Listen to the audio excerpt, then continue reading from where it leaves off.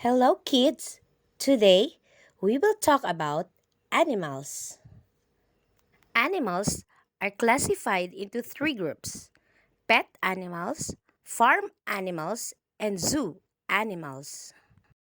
Now, let's start with the pet animals.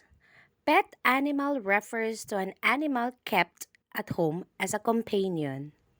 Examples of these animals are cat, dog, bird, rabbit, and fish.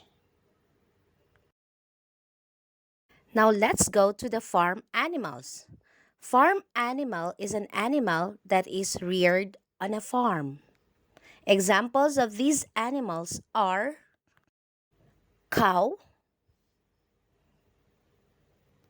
sheep, chicken,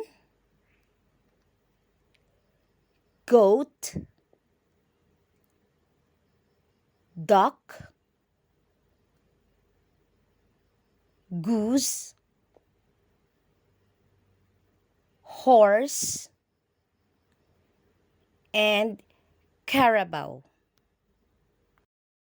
And finally, the zoo animals. Zoo animals refer to live animals that are kept in cages or large enclosures for public display.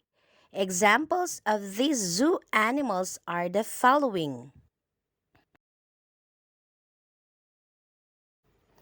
kangaroo, panda,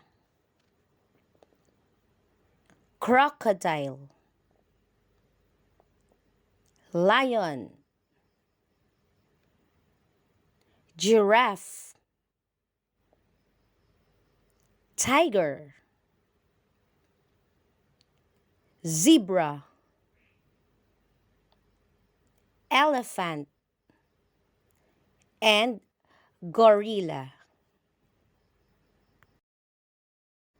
I hope you have learned a lot from this video. Thank you for watching.